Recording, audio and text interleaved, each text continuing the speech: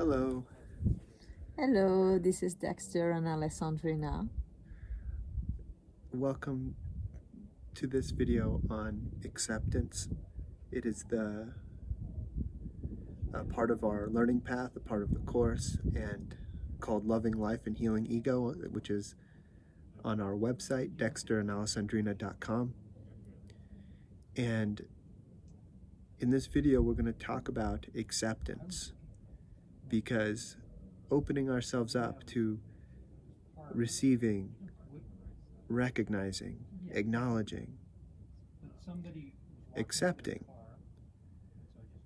all aspects of life, all thoughts, all emotions, positive and negative, all thoughts, positive and negative, all experiences, positive and negative, allows all of those experiences to flow through so that we don't get stuck on any one thing, and also so that we don't suppress any one thing or avoid, reject, and deny any one thing,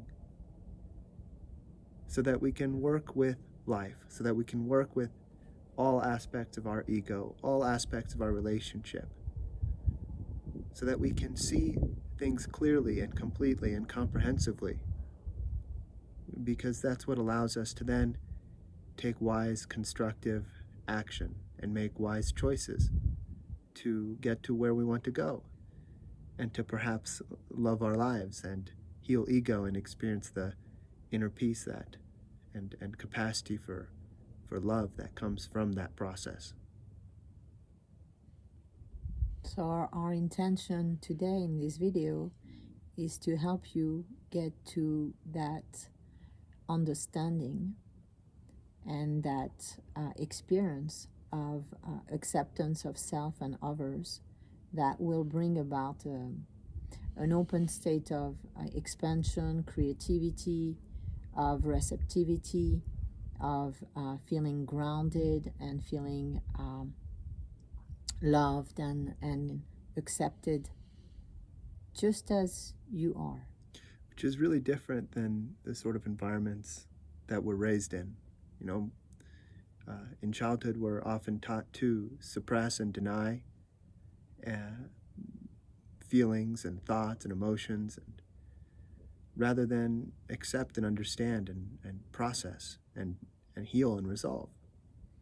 Yeah, and in this way, through this conditioning in childhood and the conditioning in the collective consciousness of repressing, suppressing, judging, and punishing ourselves for the different energies and patterns and habits that we may be resonant with, we don't get to work through them. We don't get to essentially clear them, release them, heal them, and from the collective, meaning from our collective minds, all of us as humanity. And so we're wanting to create this platform where you have the opportunity to experience whatever comes up as a result of this course, taking this course, in a way that you don't have to suppress, you don't have to judge yourself, you don't have to feel in some way that you're lacking or that you're not good enough because something comes up. Really just being able to accept what comes to the surface and work with it, work with the energy of it. Without any judgment whatsoever.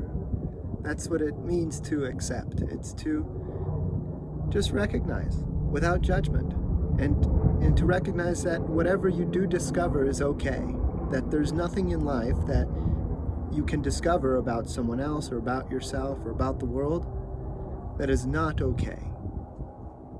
And just that is so simple, and yet such a profound attainment, such a profound achievement to reach that state in yourself, to recognize that everything across all time and space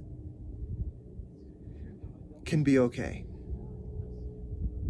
And that capacity to accept anything and anyone and all aspects of yourself, all of your thoughts, your emotions, um, is really going to help you tangibly and practically and in a grounded fashion become familiar with those energies that in the past you've not accepted or that you've rejected, so that they can be transformed, so they can be transmuted. We cannot, through suppression, through judgment or repression, work essentially optimally and constructively with those energies. Without actually accepting those energies, we don't know what they are. We don't understand their origin, their source. Or that they're even there. Exactly. And so we can't work with them. We can't transform the energy. We can't transmute the energy. And then this is all so important, because all that is preventing us from loving life is ego. It's ego that we have, that some of which we're aware of, and a lot of which we're not aware of, a lot of which is subconscious. And so just as if you wanted to clean your house, it'd be really important to look into the rooms that are really dirty and look under the couch where the dust is, and it's important to see that, so then you could clean it, the house. If you don't look, you wouldn't know that there was something there to clean. Just as that is the case, we must be willing to accept and open ourselves to and look at our ego without judgment and even without identification. Meaning without saying, oh, that's who I am, or that's me. So to look at our patterns, our tendencies, our judgments, our beliefs, our fears, that cause our suffering, that cause our relationship conflict, and that create limitations in our lives and in our attainment of our goals, that prevent us from loving our life.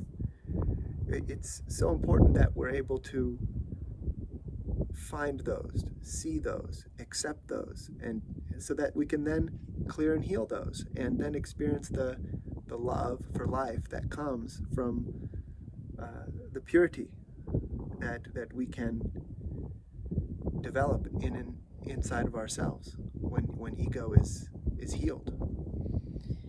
And you might have noticed that when you're not in a state of acceptance, there's tension, there's inner conflict. And then that manifests as tension and conflict with the external world. It's going to echo in all of your relationships and in your life. And so that tension, that inner conflict, does not support the process of loving your life, of loving yourself and loving your life, and having a peaceful and an enjoyable, a loving, and essentially creative experience of life.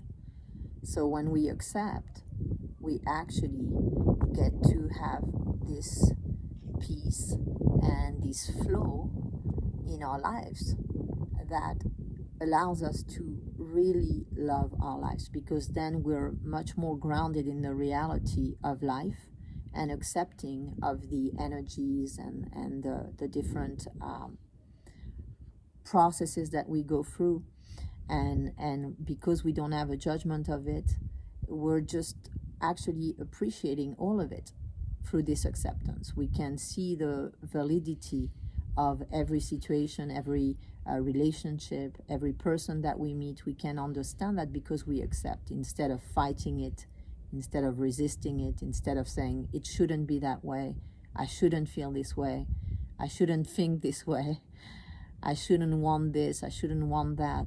This shouldn't be happening. What's happening is bad. So acceptance does not mean to just accept that you're not good enough, or to just accept that life will always be bad. That's not what we mean by acceptance. Acceptance is not a process of projecting meaning and implication onto things.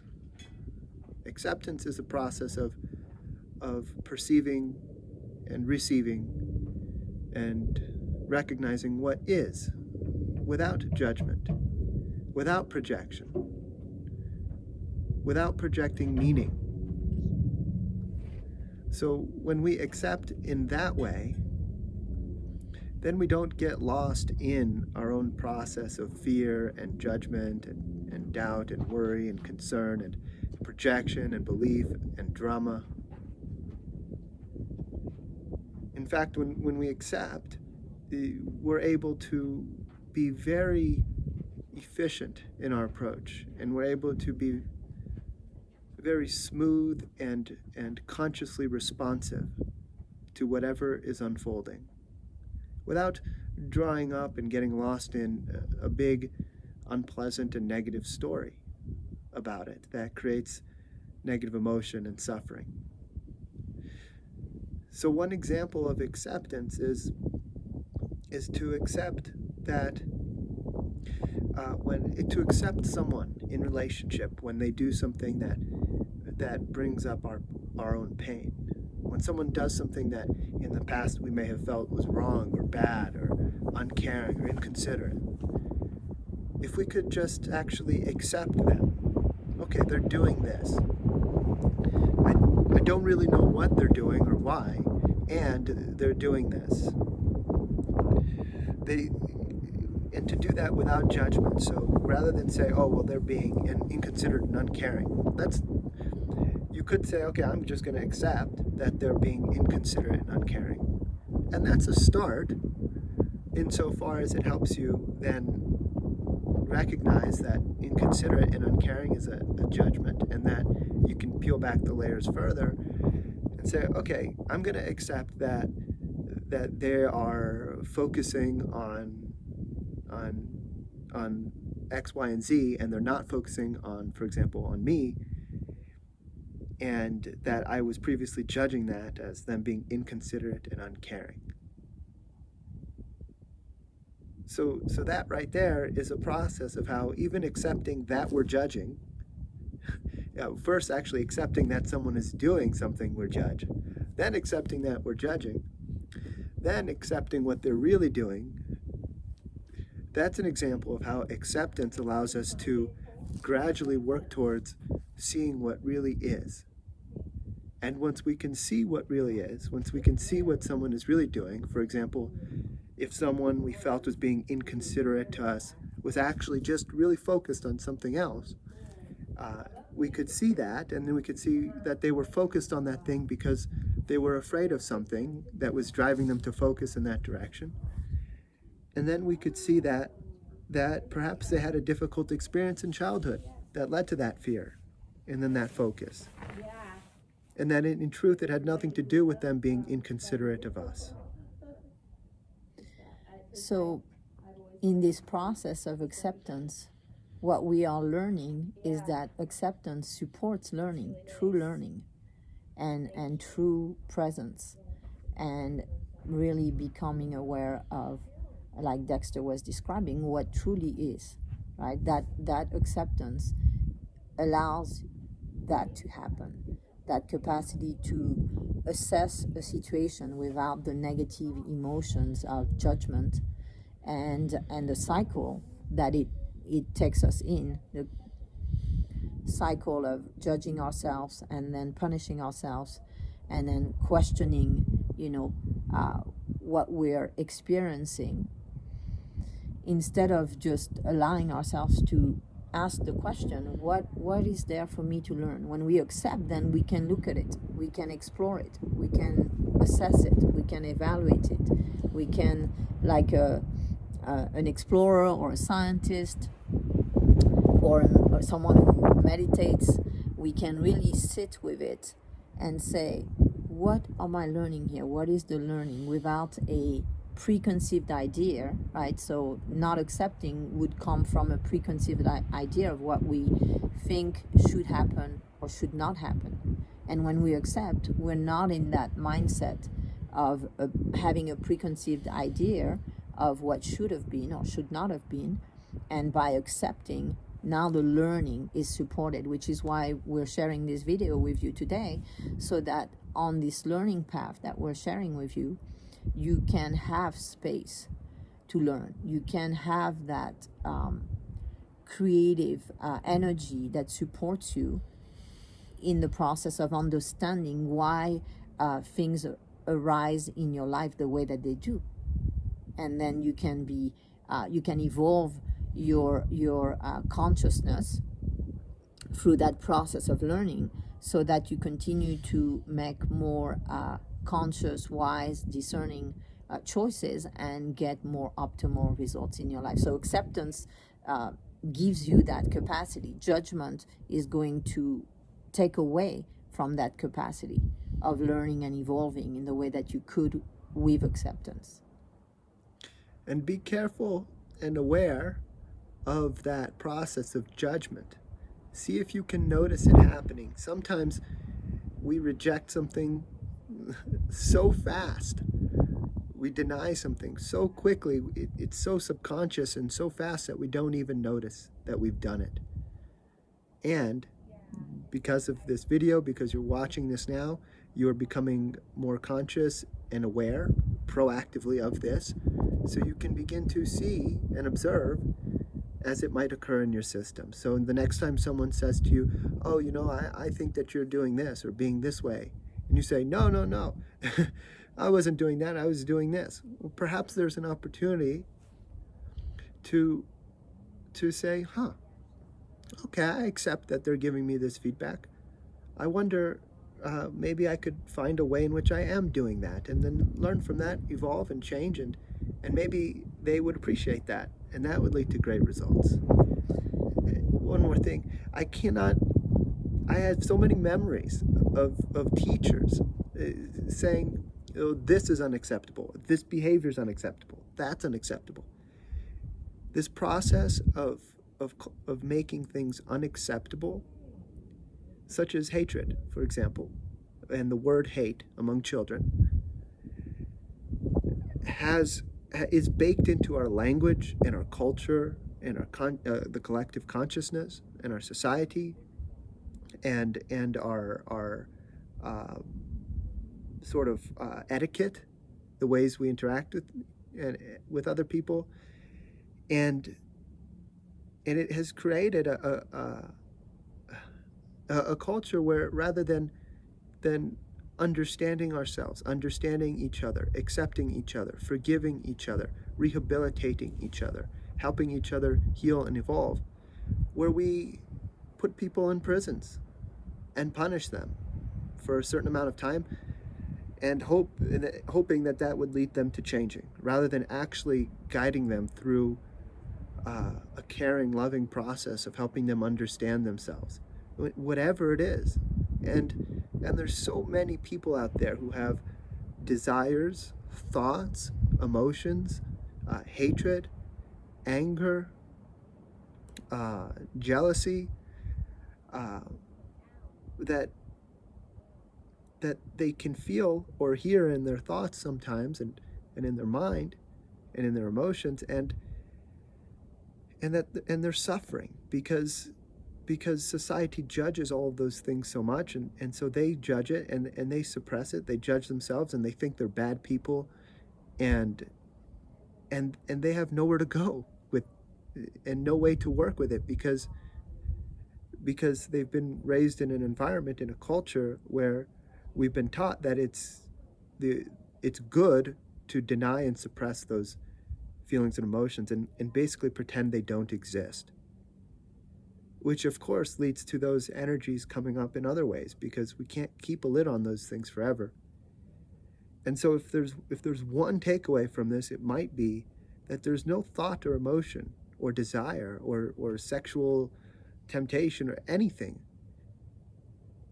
that you could have that makes you a bad person, that truly,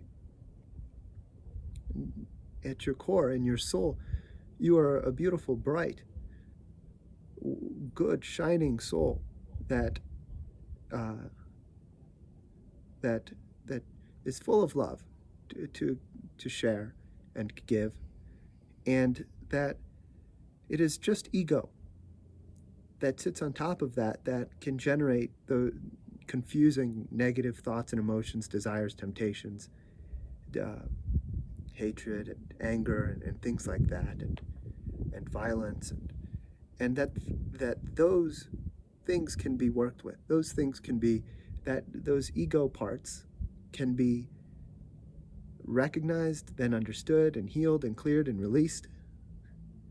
And that those ego parts, ego that we've all inherited, they're not ours. It's not our ego. It's not who you are. It's not who we are. It's just the sort of programs, rules, and tendencies and beliefs